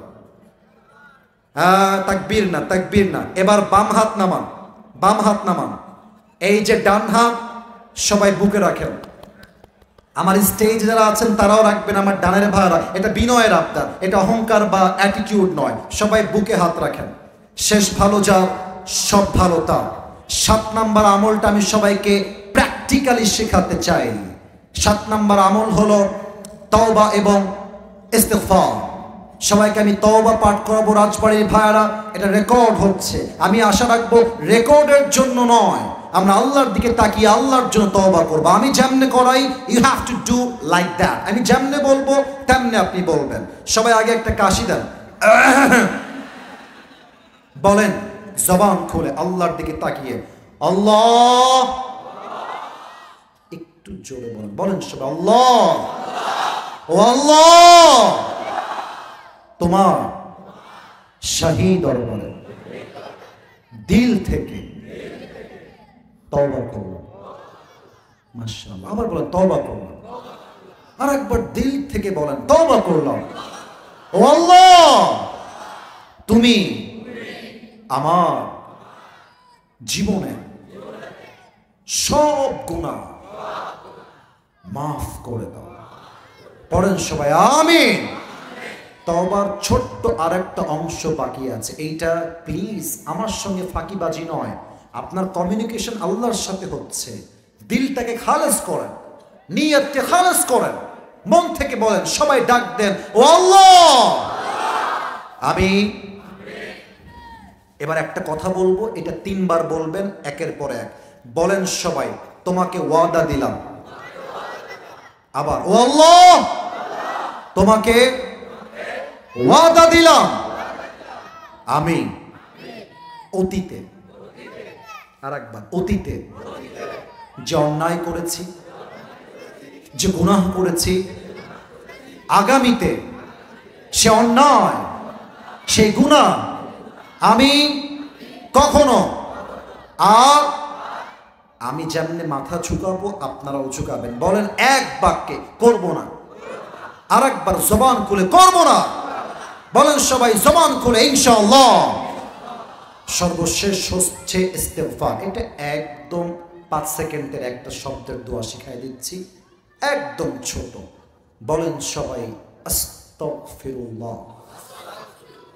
আপনার দাঁড়ায় থাকা ভাইরা, আপনারা হয়তো বলছেন আমার কানের সমস্যা, তো আসতেছে না, একটু সবাই মিলে হতে পারে কার তওবা কবুল হয়ে যায়, কার গুনাহ মাফ হয়ে যায়, একমাত্র আল্লাহ মাবুদ ভালো জানে। বলেন সবাই একবার জবান খুলে আস্তাগফিরুল্লাহ।